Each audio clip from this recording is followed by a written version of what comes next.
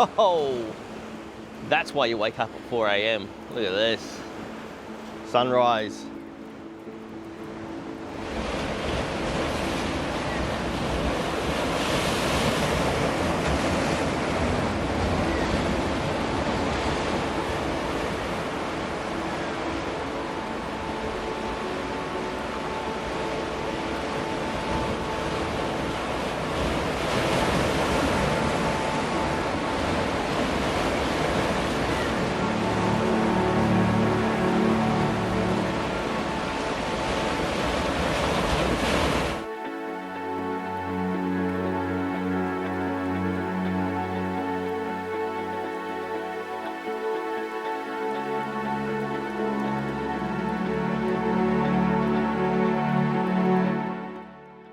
Okay, well, I've been doing a lot of seascapes lately. So I came down here to Burleigh this morning, take a few shots, and I take you through my post-processing and how I post-process my seascape. So yeah, let's get down there, let's take some shots, and let's get back and we'll post-process them.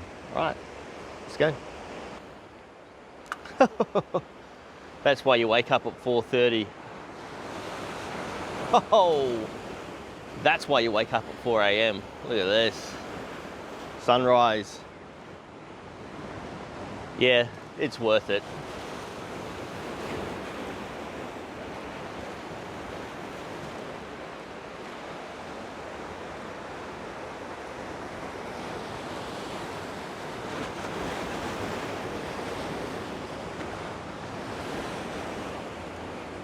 So, yeah, as you can see, sunrise is absolutely kicking off down here. As you can see, as you cannot see my face, but as you can see the pink clouds are behind me here. Got down on the rocks here. These black basalt boulders.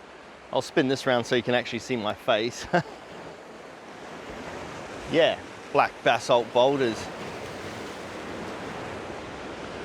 I'm just using all these going real wide on the shot, and trying to get all these boulders and the waves crashing over the rocks here.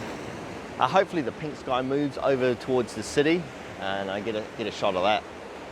But at the moment I'm just, like I said, focusing on the foreground here of these black boulders, just down here, and the surf just crashing on them. Looks really nice, and the cotton candy pink sky is looking really, really nice. So I'm just using 1 second shutter speed. I find 1 second works really well with waves. You don't want it too sort of mushy. You sort of want that power of the waves crashing on all over the rocks. F11 and ISO 64. I'm just going to spin it around and take a shot, compose my composition again, and work these clouds. Yeah. So like I'd hoped the clouds are moving to the city, over to the city here. You can see right there. Hopefully it lights up a bit better than that, and I get a nice pink, this nice pink cloud over the city. I might change my lens, do a tele lens. Got a surfer in the picture here, could work too. He doesn't move around too much. Oh yeah, that's good. Surfer in my shot.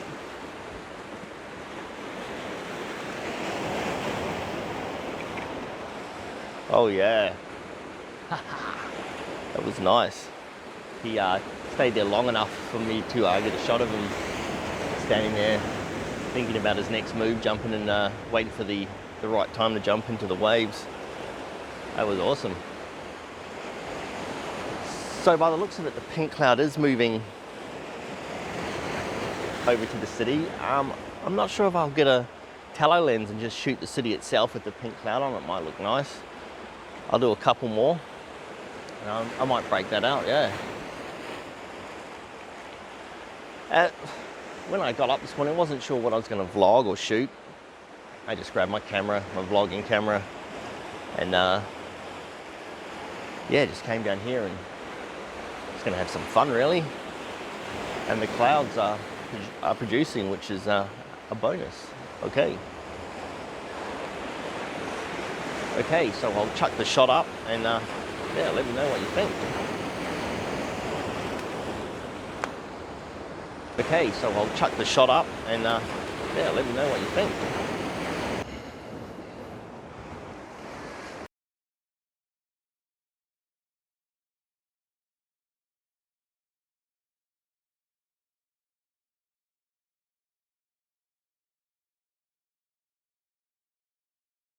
Okay, so I've just got back from this morning's shoot.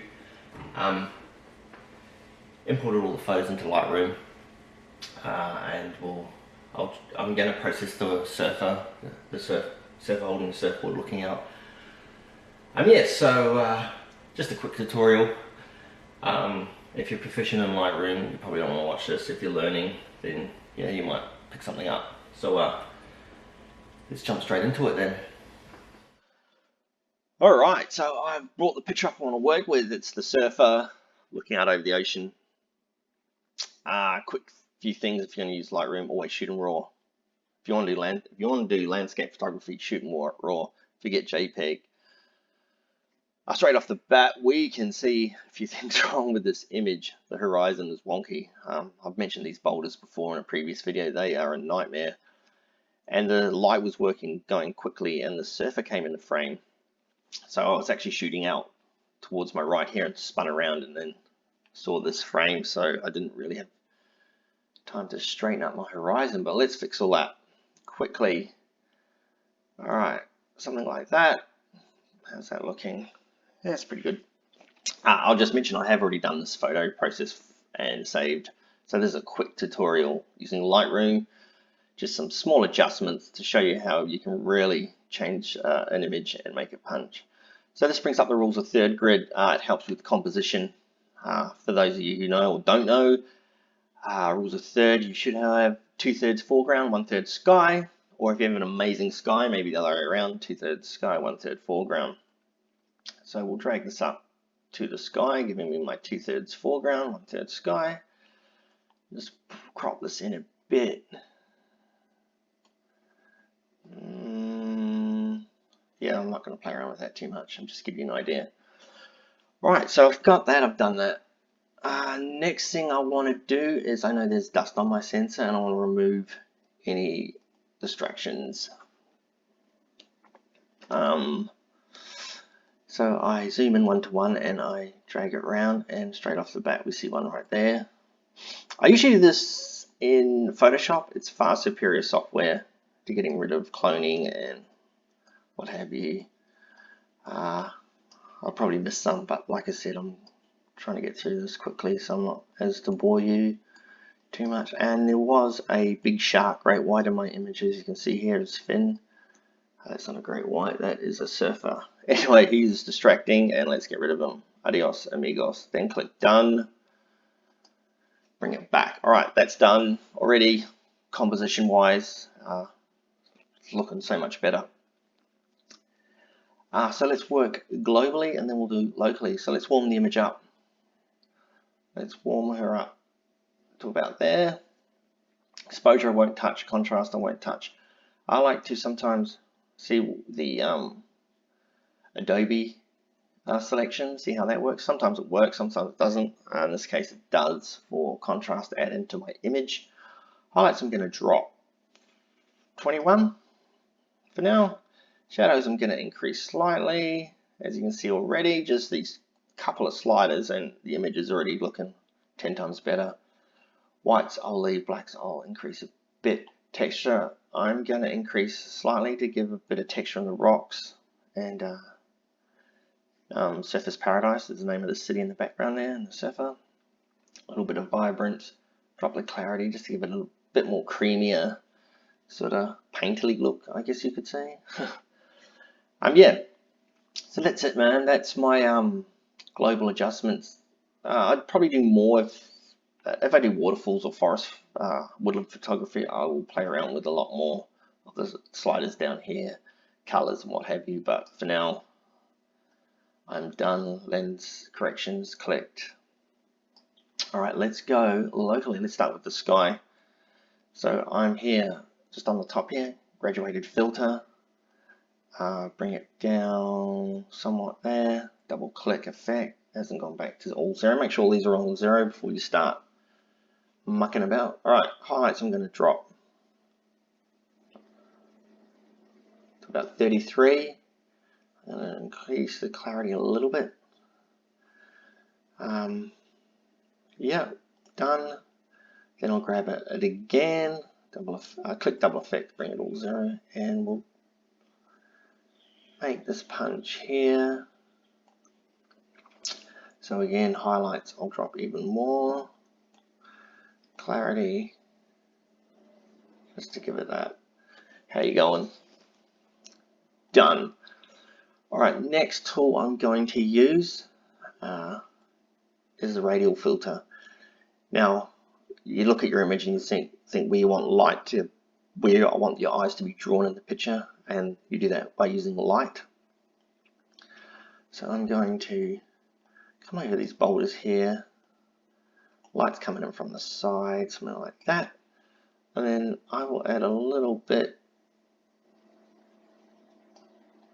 maybe half a stop around there, of light. I'll bring the shadows out a little bit of texture you can see in the rocks. Yeah, something like that. Done. Boom. Alright, you can see it's coming together. Again, Radial Filter.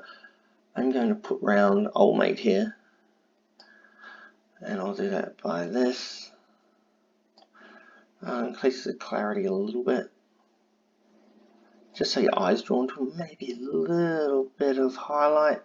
Obviously, you got the light coming from the right hand here. It's coming in, it's hitting these rocks, hitting the surfer. It's what I want. It's what I envisioned. So that's done.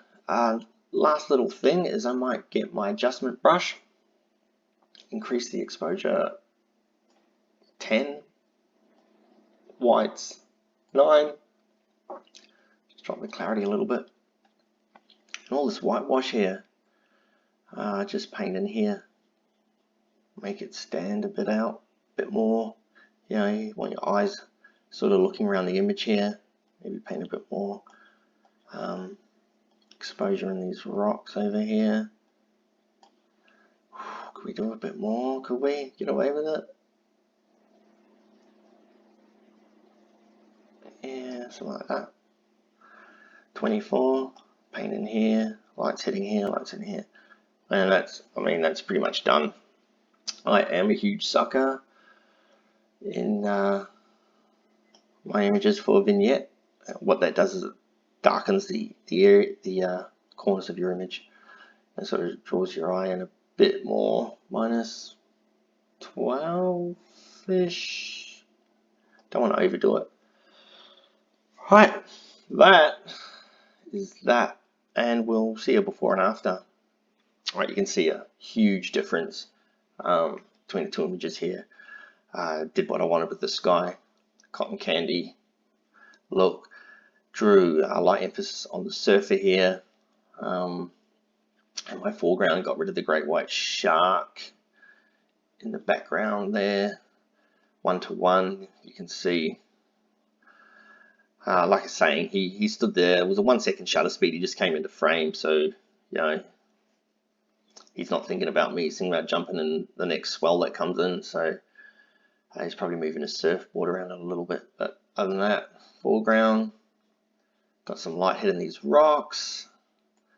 Perfect. And the sky difference, pink and beautiful. Just how I liked it. So yeah, thanks for watching, guys. Hope you like my videos. Please smash like. Helps me out. It also helps me out if you subscribe. I appreciate that too. Until we meet again on my next adventure, have a great day, guys. Peace out and cheers. See ya.